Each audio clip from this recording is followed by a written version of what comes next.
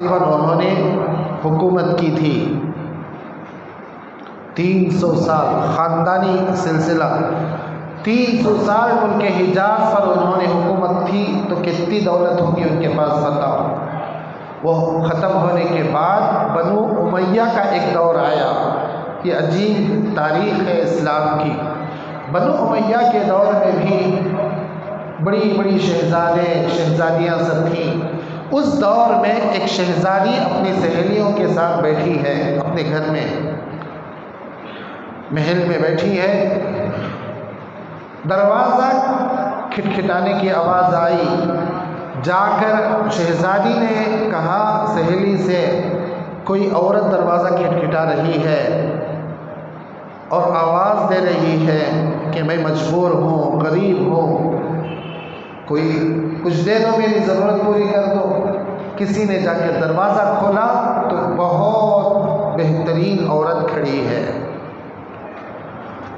ظاہر سے ایسا محسوس ہو رہا ہے کہ وہ بھی ایک زمانے میں شہزادی تھی۔ بنو امیہ کے دور کی شہزادی اسے بلائی اور بلا کر کہا کہ کیا تیرا قصہ؟ نظر آ رہی ہے شہزادی کی طرح لیکن بھیک مانگ رہی ہے، کیا مسئلہ؟ بہت بڑی عبرت کی چیز ہے، اسے اپنے دل و دماغ میں بٹھا کر رکھو اور آج ہی اس چیز کو طے کرو کہ مال یا پیسہ یا کاروبار آئے تو اچھے انداز میں آئے، حلال طریقے سے آئے تو خرچ بھی حلال طریقے سے ہوگا، اچھے انداز میں ہوگا۔ نہیں جس انداز سے آئے گا اسی انداز سے وہ ختم ہو جائے گا، پتہ بھی نہیں چلے گا۔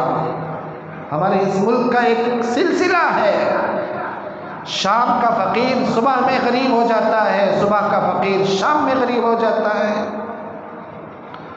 شام میں اچھی طرح کما کر جیب بھر کر لانے والا صبح اپنے دوست کے پاس چائے کو مانگتا ہے۔ کیا ہے؟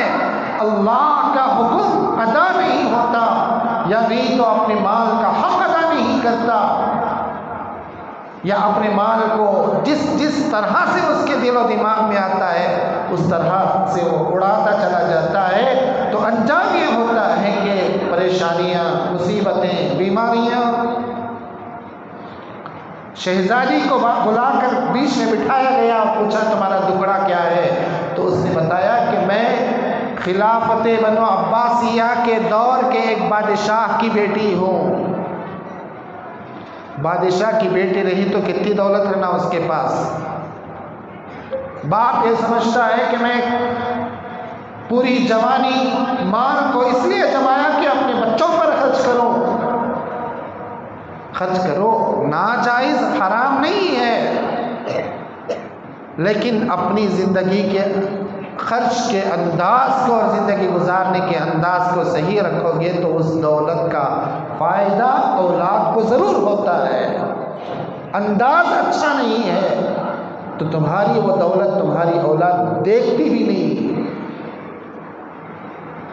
شہزادی بتاتی ہے کہ میرے باپ وقت کے بادشاہ تھے، لیکن اپنی دولت اور اپنی حکومت کے بلبوتے پر انہوں نے جو مال کو استعمال کیا، جو اسراف کیا اور فضول خرچی کی اور تماشے کیا، تو ان کی آنکھ بند ہونے سے پہلے ان کی حکومت بھی ختم ہو گئی، ان کی دولت بھی ختم ہو گئی، اور انجام یہ ہوگا کہ ان کے گود میں پل کر بھی آج ہم پیٹ بھرنے کے واسطے دروازے کھٹکھٹا کر مانگ کر پیٹ بھرنے پر مجبور ہیں۔ سمجھ رہے ہیں؟ یہ انداز اپناؤ کہ اللہ کا حکم ہو، اس کے ساتھ ہماری دولت جمع ہو، اس کا فائدہ ہماری اولاد کو ہوگا۔ نہیں ہم یہ سمجھتے ہیں کہ حرام گیم میں پڑھ کر یا حرام کاروبار میں پڑھ کر یا جوؤں میں پڑھ کر دولت جمع کر کے ہم اپنے بچوں کا آگے فیوچر بنائیں گے۔ اللہ کی قسم کچھ نہیں ہوگا، کچھ نہیں ہوگا۔ دلوں پر پتھر کی لکیر کی طرح سے مضبوط بٹھا کر رکھو۔ یہ دل میں خواب دیکھنے والی بات کی طرح سے ہے، حلال تھوڑا سا ہے اسے رکھو، نسلیں اس کا فائدہ اٹھائیں گی۔ حرام زیادہ جمع کرنے کرنے کے لالچ میں اپنے حلال جیب کے پیسے کو لے جا کر، اپنے گھر بار کے سامان کو لے جا کر جوؤں کے ان اڈوں میں ڈال کر یہ خواب دیکھتے ہو کہ اس کی وجہ سے ہم سکون سے رہیں گے، سکون کی نیند بھی نصیب نہیں ہوگی، سکون کا لقمہ بھی نصیب نہیں ہوگا۔ جمعہ کا ایک دن اللہ کا مقدس گھر اور اس مقدس مسجد میں اور ممبر و محراب پر بیٹھ کر پوری ذمہ داری کے ساتھ یہ میں بات پوری جرأت کے ساتھ کہنا چاہتا ہوں کہ یہ آج جو نوجوان طبقوں میں اور بڑوں کے اندر یہ عام ہوتا چلا گیا کہ جوا اور اس چیز میں اور وہ مٹکا اور وہ گیم، جتنے تماشے ہیں میرے بھائی، اللہ کی پناہ کچھ بھی فائدہ نہیں اس میں۔ کیا ہو رہا ہے اس میں بتاؤ؟ کون ترقی کر کے اس میں سکون سے جی رہا ہے؟ میں نے بہت سارے بچوں کو آنکھوں سے آنسو بہاتے ہوئے میں نے دیکھا ہے کہ کیا کریں، چند لقمے گھر میں روٹی اور اپنا پیٹ بھرنے کے واسطے نہیں ہے، حضرت ہمارے ابا جان جوؤں میں بیٹھے ہیں۔ چلو میرے بچوں کا مسئلہ الگ، اپنے سینے پر ہاتھ رکھ کر بچاؤ، کسی نہ کسی باپ کے گود میں لڑکی بھی تو پل رہی ہوگی جو بڑی ہو کر اپنی زندگی جیے گی اور اس کا بھی مستقبل ہوگا، اس کا بھی گھر بسے گا۔ آپ کے گھر میں جو رشتہ لینے کے واسطے آئے گا،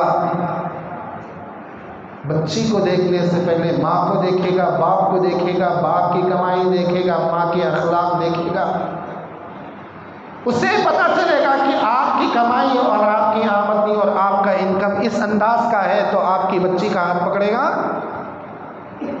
اپنے دلوں پر ہاتھ رکھ کر بتاؤ، اور آج ہی جمعہ کا یہ فریضہ ادا کر کے باہر نکلنے سے پہلے پکا عزم کر کے جاؤ، پروردگار دن میں 2 وقت کھانا صحیح تو دے، اس پر راضی ہیں۔ ان اڈوں کو آباد کر کے اپنی قبر کا سکون کیوں غارت کریں؟ آخرت کا سکون کیوں غارت کریں؟ دینا ہے اللہ کسی بھی حالت سے جائز طریقے سے دے دے گا۔ اس محراب سے میں نے نہ جانے کتنی مرتبہ میں نے کہہ دیا ہے، النصیب یصیب وان کان بین جبلین والنصیب لا یصیب وان کان بین شفتین۔ کسی بھی عالم سے جا کر اس کا معنی پوچھو، وہ یہی کہے گا ہمارے نصیب میں ہے 2 پہاڑوں کے پیچھے بھی اگر ہمارا لقمہ ہے تو اللہ 2 پہاڑوں سے پار کر کے وہ لقمہ ہم کو پہنچائے گا۔ والنصیب لا یصیب وان کان بین شفتین، ہماری نصیب میں نہیں ہے، ہماری قسمت میں نہیں ہے، 2 ہونٹوں کے بیچ میں آ کر بھی باہر چلا جاتا ہے۔ ہم خواب دیکھ رہے ہیں مٹکے میں پڑھ کر، جوا ہے میرے بھائی۔ اللہ رسول کو کیوں اتنی تکلیف، اللہ کے نبی کے قلب اطہر کو کیوں ٹھیس پہنچاتے ہو ان چیزوں میں پڑھ کر؟ دیکھو قارون کو گھمنڈ تھا، صلاحیت اس کی تھی، پرکھ لیتا تھا، یہاں دولت ہے اٹھا کر جمع لیتا، زکوٰۃ اللہ کے حکم سے ادا کر دیتا، شاید وہ دولت باقی بھی رہ جاتی، گھمنڈ آ گیا۔ اللہ نے برباد کر کے دنیا والوں کو بتا دیا کہ انجام یہی ہوتا ہے۔ سورہ کہف میں اللہ تبارک و تعالیٰ نے ایک واقعہ بیان کیا ہے، میں چند جملوں میں بتا دیتا ہوں۔ ہماری اپنی محنت کا حصہ اور ہماری اپنی کمائی کا حصہ، ہماری نسلیں اگر فائدہ اٹھانا ہے تو اللہ اس کی حفاظت کیسا کرتے ہیں؟ ہم اپنے مال کو کماتے ہوئے اللہ کو راضی کریں گے، اللہ کا حکم پورا کریں گے، سکون اور اطمینان کے ساتھ وہ دولت حفاظت کر کے، اللہ حفاظت کر کے ہماری نسلوں کو پہنچاتے ہیں۔ سورہ کہف کے اندر 15ویں پارے میں 15واں اور 16ویں پارے 2 پاروں کے درمیان میں یہ صورت ہے۔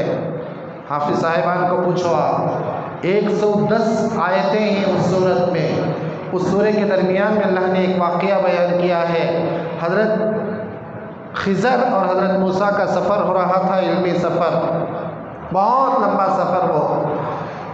وہاں پر ایک دیوار گر رہی تھی، 2 یتیم بچوں کی دیوار گر رہی تھی۔ وہاں جا کر حضرت خضر حضرت موسیٰ نے پینے پانی پوچھا تھا تو ان لوگوں نے پانی نہیں دیا تھا، پینے کے واسطے پانی نہیں دیے تھے، تو اس